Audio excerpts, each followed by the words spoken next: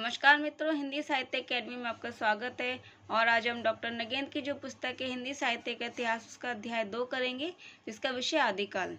तो आइए देखते हैं। हिंदी साहित्य का आरंभ। हिंदी साहित्य के आरंभ का प्रश्न हिंदी भाषा के आरंभ से जुड़ा हुआ है। इस भाषा का विकास एक जनभाषा के रूप में हुआ। कोई भी जनभाषा अपने प्रवाह की अक्षुण्णता में सदा एक रूप नहीं रह सकती। स्थान और काल के भेद से उसमें रूप भेद भी स्वतः उत्पन्न हो जाता है, किंतु जब तक उन रूपों की तात्विक समानता सुरक्षित रहती है, तब तक वे एक ही भाषा का बोध कराते हैं। हिंदी भाषा ने भी स्थान और काल के भेद से अपनी दीर्घ यात्रा में अनेक रूप धारण किए हैं। मगही, मैथिली, भोजपुरी, अवधी, कन्नौजी, बघेली, बुंदेली, ब्रज, खड़ी बोली, बांगरू, मेवाती, हाड़ौती, मारवाड़ी, मेवाड़ी, ढूंढारी, मालवी, भीली, खानदेशी, पहाड़ी आदि उसके अनेक रूप भेद पाए जाते हैं। अर्थात स्थान और काल जब बदलते हैं, तब भाषा का रूप भी धीरे धीरे उस जगह के स्थान के काल के हिसाब से बदलता रहता है। किंतु इन सब में तात्विक समानता विद्यमान है। आजकल इन भाषा रूपों के स्थान भेद से स्मरण किया जाता है, किंतु काल भेद से ही इन रूपों में अंतर है। कुछ शताब्दियों पूर्व का ब्रज या मैथिली का रूप आज यथावत नहीं मिलता, किंतु तात्विक समानता के आधार पर पूर्व काल के वे रूप भी ब्रज या मैथिली रूप ही माने जाते हैं, और उन सब रूपों में रचित साहित्य भी हिंदी का ही साहित्य कहा जा सकता है। अतः भाषा के रूप भेद का भुलाकर तात्विक परिवर्तन के आधार पर ही एक भाषा के अंत और दूसरी भाषा के आरंभ का इतिहास स्वीकार करना अधिक समीचीन प्रतीत होता है। इसी दृष्टि से अपभ्रंश को एक अलग भाषा मानकर उसके समानांतर तात्विक आधार पर भिन्न रूप से विकसित भाषा को पृथक नाम देने की आवश्यकता है। यद्यपि अपभ्रंश को मूल रूप में ही 15वीं शताब्दी तक साहित्य की भाषा बनी रही, तो अपभ्रंश 15वीं शताब्दी तक साहित्य की भाषा बनी रही। तथापि 8वीं शताब्दी से ही बोलचाल की भाषा पृथक होकर उसके समानांतर साहित्य रचना का माध्यम बन गई थी। इसी भाषा को कुछ विद्वानों ने उत्तर अपभ्रंश या पुरानी हिंदी कहा है। ये अपभ्रंश का जो नाम है वो पेपर में आता है। उत्तर अपभ्रंश या पुरानी हिंदी कहा जाता है, और कुछ विद्वानों ने इसको अवध कहा है। तो अपभ्रंश के जो अनेक अन्य नाम है, उत्तर अपभ्रंश, पुरानी हिंदी या अवध। परंतु वास्तविकता यह है कि वह भाषा हिंदी है, उसे उत्तर अपभ्रंश अवध नाम देना भ्रम उत्पन्न करता है। जिन विद्वानों ने ये नाम दिए हैं, वे भी अपने मत के अंतर्गत प्राय उक्त तथ्य का समर्थन करते रहे हैं। चंद्रधर शर्मा गुलेरी पहले विद्वान हैं जिन्होंने स्पष्ट शब्दों में ये घोषणा की थी कि उत्तर अपभ्रंश पुरानी हिंदी है। तो उत्तर अपभ्रंश पुरानी हिंदी किसने कहा था? चंद्रधर शर्मा गुलेरी ने। अर्थात यहाँ उत्तर शब्द का काल बोधक न होकर साहित्य अपभ्रंश से इतर बोलचाल की उस भाषा का बोधक है जो साहित्यिक अपभ्रंश के रूप की स्वीकृति के पश्चात उसके बाद के रूप में स्थापित होती जा रही थी।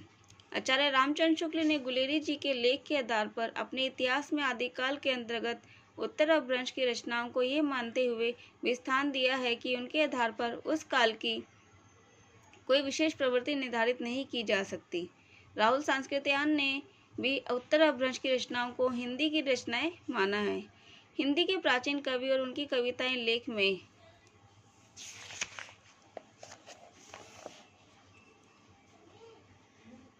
उन्होंने हिंदी कविता का आदि रूप नालंदा और विक्रमशिला के सिद्धों द्वारा बौद्ध धर्म के वज्रयान तत्व के प्रचार की भाषा में सिद्ध किया है।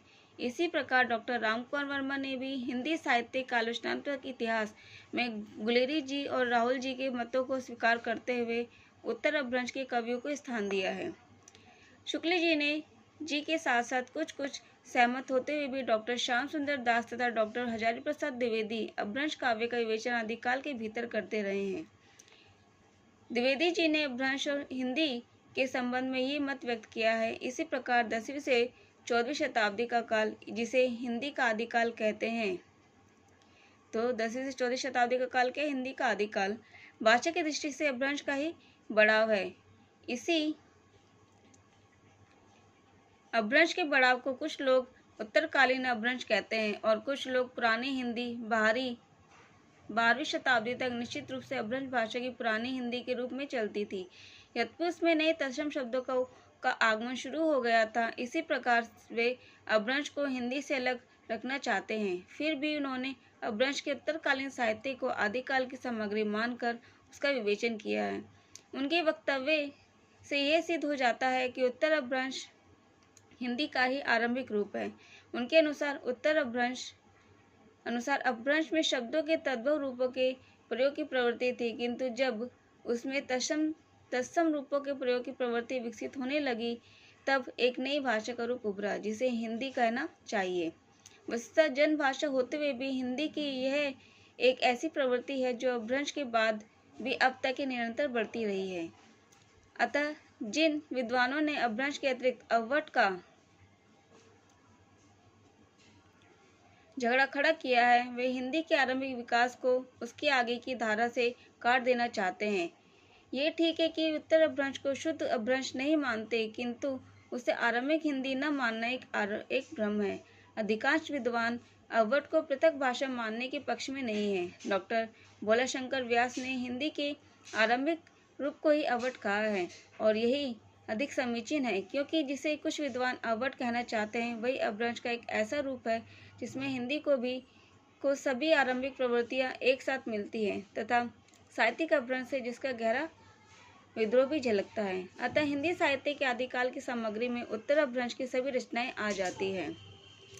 उन्हें हिंदी साहित्य से निकालकर अपभ्रंश के साहित्य में स्थान देना या अवट का नया इतिहास खड़ा करना उचित नहीं है। इस दृष्टि से सिद्धों की रचनाओं से ही हिंदी साहित्य का आरंभ मानना युक्ति संगत है। उनके साहित्य की भाषा अपभ्रंश के उत्तर भाषा रूप की सूचना देती है तथा साहित्यिक अपभ्रंश से खुलकर विद्रोह कर रही है। साहित्य के आरंभ का निर्णय भाषा के आधार पर तो किया जा सकता है। इसके अतिरिक्त एक दूसरा तत्व भी है जिसे हम साहित्य की चेतना कह सकते हैं। सिद्धों की रचनाओं में यह तत्व नए रूप में विकसित होता हुआ दिखाई देता है तथा अपभ्रंश के साहित्य से उसका खुला विद्रोह भी झलकता है।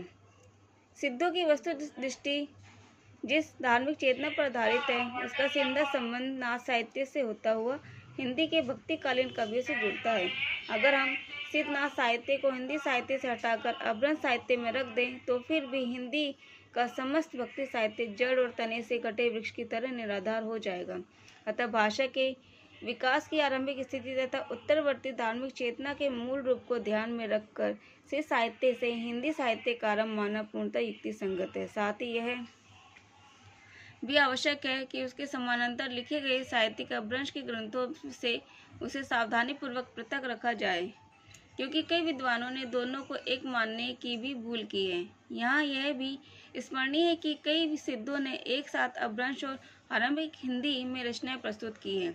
अतः ऐसे कवियों की रचनाएं जो दो वर्गों में विभाजित हो जाती है, उसी आधार पर उसकी गणना यदि एक और अपभ्रंश साहित्य के इतिहास में की गई है तो दूसरी ओर आरंभिक हिंदी में भी हिंदी साहित्य इतिहास लिखने का कारण उनका नाम हिंदी साहित्य के इतिहास में आ जाता है।